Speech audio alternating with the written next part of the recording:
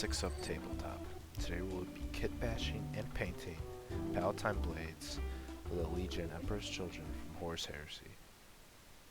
It's important to keep in mind here that I'm taking my inspiration from the Forge World models, trying to keep the similar pauldrons, keep the blade design, keep the ornate armor look, match the jump pack style from that time, as Games Workshop currently doesn't put out that type of jump pack.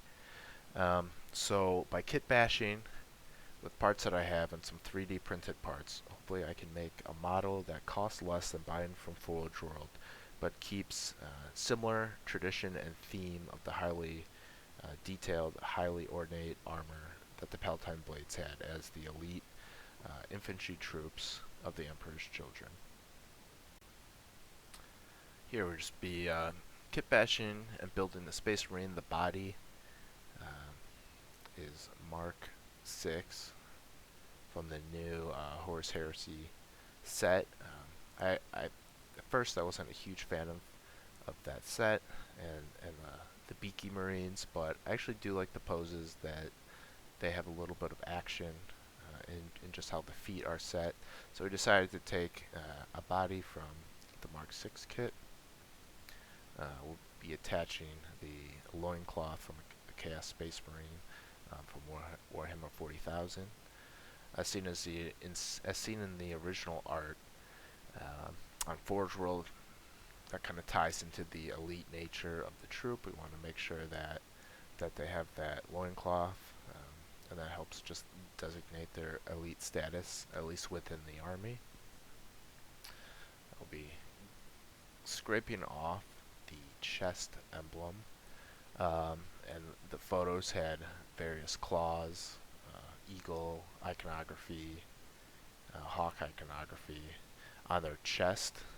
As I don't have specifically cast chest, I'm going to be scraping clean the chest that we do have from this Marine, and we're going to be applying the transfer to the chest to hopefully give a similar effect to the printed effect if you get the Forge World model.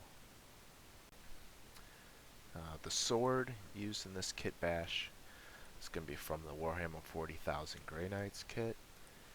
I thought it was a good sword. I trimmed off all the Imperial iconography.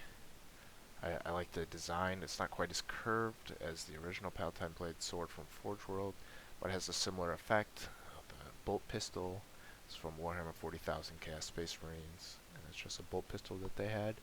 And the head, we're using a Mark IV head from Warhammer, the Horus Heresy. And Mark IV generally was a more elite style body of armor worn by legions and elites that could afford to maintain their armor, so as Emperor's Children wanting perfection in all their armor decided that a Mark IV head most similarly matches the aesthetic that would fit the Emperor's Children and fit the Palatine Blades. And the pauldrons are just some random pauldrons that I had that were blank because we'll be adding transfers to them, so we didn't want too much base iconography on them. So just taking a slow-mo look at the final build. A mix of soup glue is used and a mix of plastic glue to mix the plastic, glue the plastic parts together. It's kind of my first painting video, so excuse my hands. It's kind of very awkward to film and paint at the same time. But I'm using an airbrush for this. This is just black paint from Vallejo to base coat it. And yeah, so we'll just be going off some footage on kind of basically how I paint it. If you have rattle can spray, basically works the same thing. You just want to make sure you get an all over coat, so that the next layers of paint can go nicely over your first layer of black paint.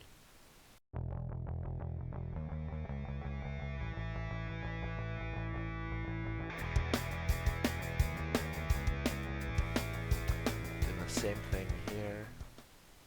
I find it easier to sub-assembly the shoulder pads, as we'll be painting them a metallic silver color.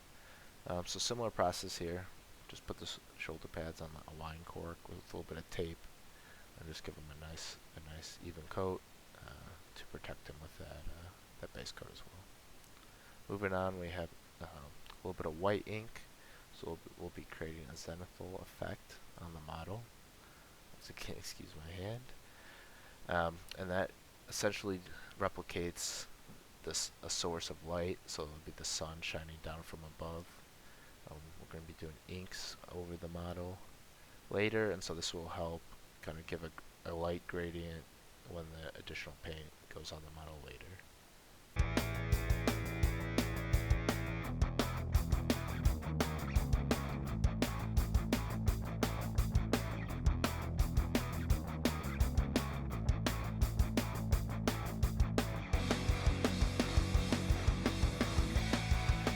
Next step for me is we're using a Liquitex ink.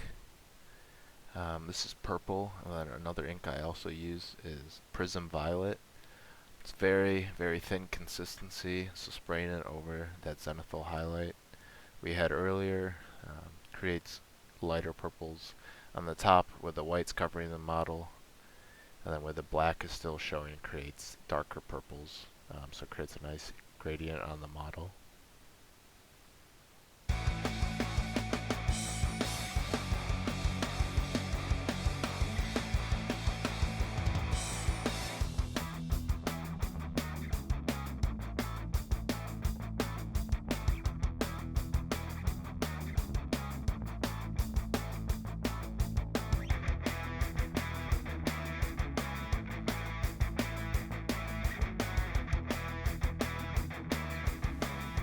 Once again, hopping back in with the white ink, we're doing an additional highlight.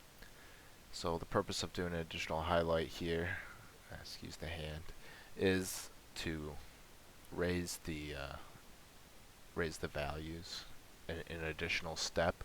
So we'll be adding an additional layer of white ink, and then adding an additional layer of a lighter purple, and that will raise the contrast and raise the values of the purple on the armor.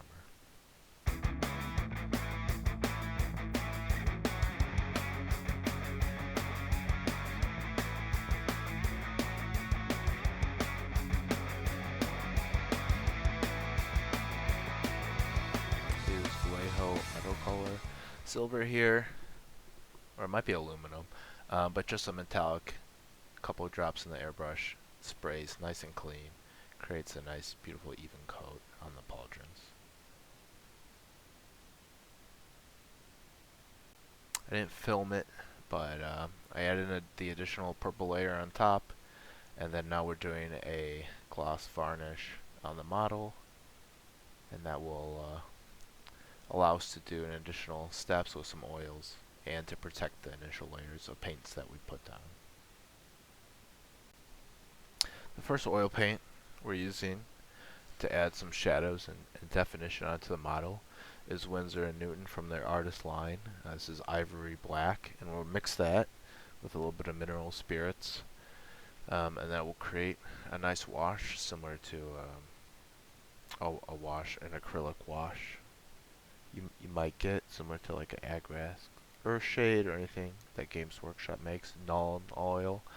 But the benefit of using oils here is that oils over the varnish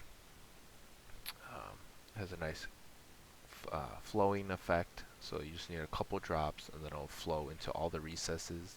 It's also very easy to clean up. You just have use a Q-tip, dip it in some mineral spirits, and you can easily clean the areas that you may have overfilled with the wash.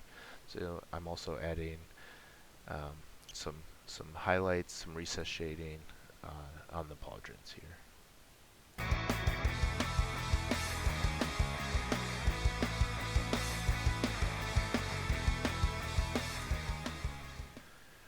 So the Emperor's Children really wouldn't be the Emperor's Children without the excess and the over-the-top icons. So I have the Forge World transfer sheet for the Emperor's Children, the Horus Heresy transfer sheet.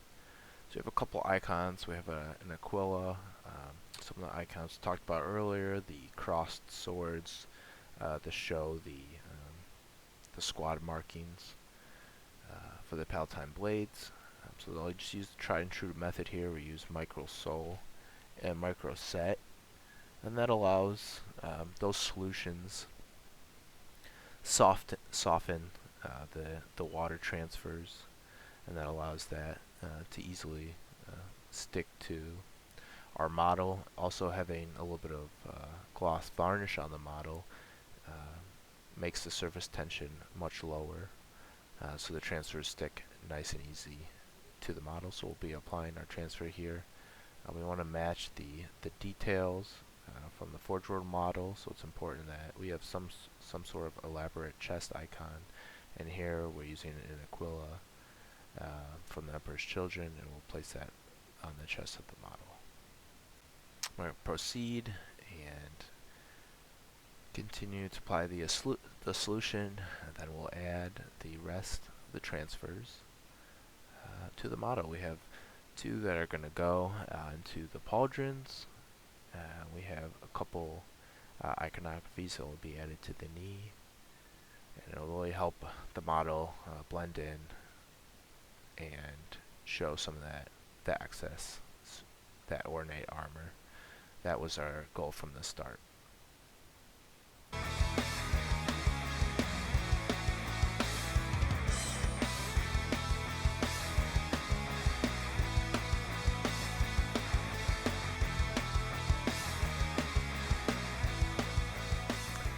So here's the completed model, sprayed with additional layer of varnish. You can see the purples and the light are nice subtle transitions on the purples, and the icons show very nicely on the model. The first paint we're using is Vallejo Model Color Black. I just use this to base coat many of the areas that either I'm going to paint metallic, or I'm just going to keep black here.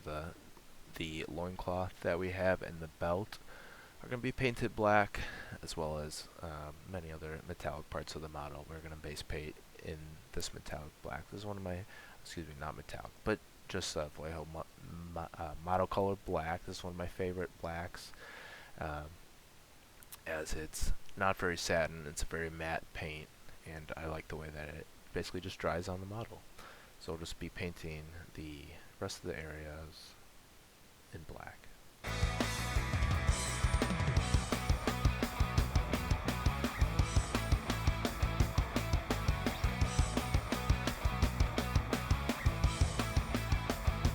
There we go, all finished. So the rest of the areas were added in black: the sword handle, the hilt, the pistol, the belt, different portions of the jump pack are also painted in black, as well as some of the sub parts of the armor underneath the plating is also painted in black. In addition, we undercoated part of the pauldrons in black. As you can see, the transfers there. We'll be using from the AK Interactive metallic line gunmetal. So of course, got to start painting the gun off first in gunmetal, but many of the areas that we had base coated in black will be applying this gunmetal. If you're trying to replicate this scheme, you can use any metallic paint. That should work.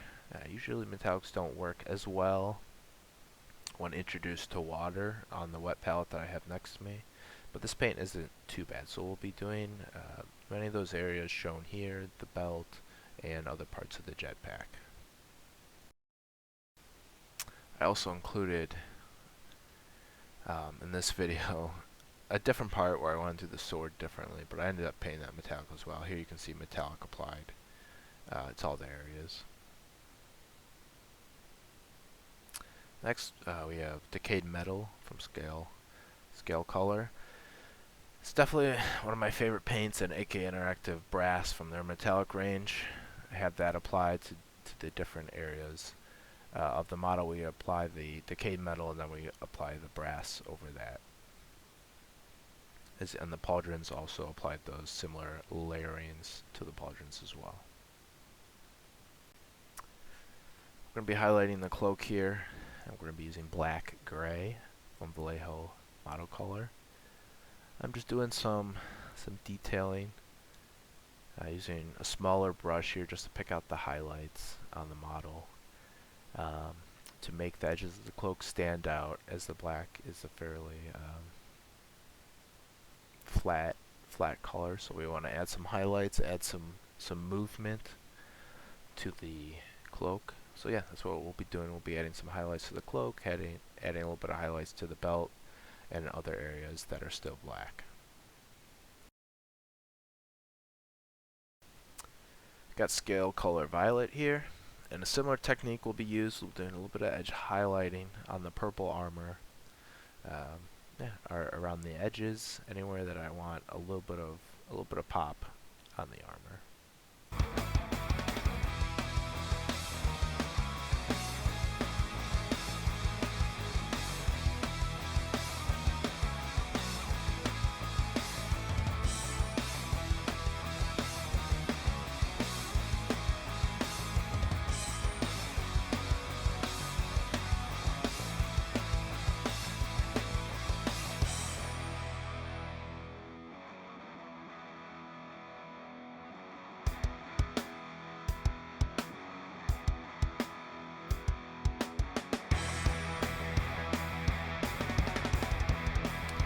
So we're going to do by far part of the hardest part, also kind of hard filming, doing a little bit of silver right in the lens, the eye lens there. So just a little dot right there, and we'll fill that with a little bit of blue paint later to give a little lens flare.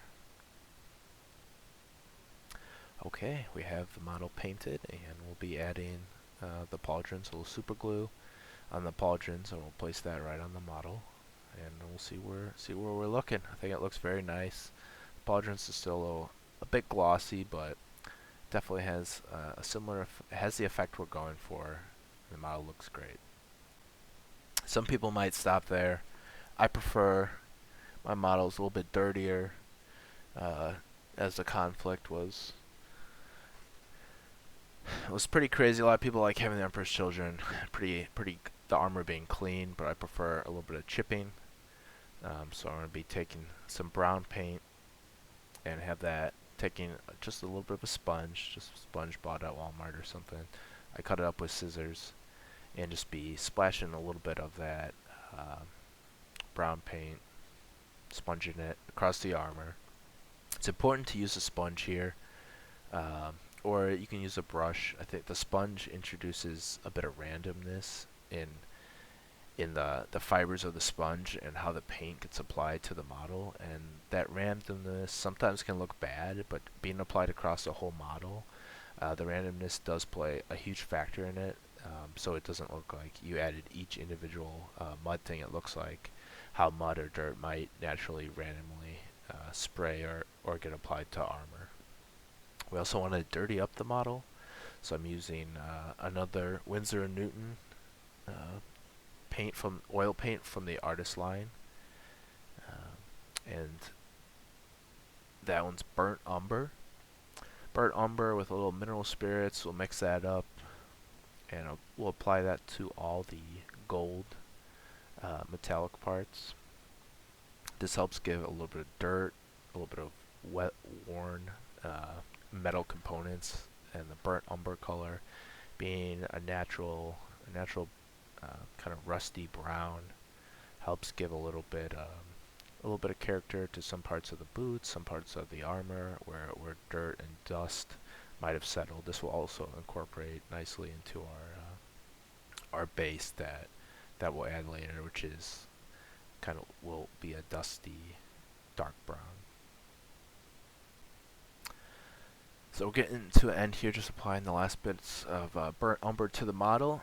After this, we'll give it a spray of matte varnish, and that will help bring all the different colors and all the different finishes together. So it was fun making this video, cool to see what it could do, just trying to kitbash and make our own Palatine blades. And welcome to the final model. Enjoy.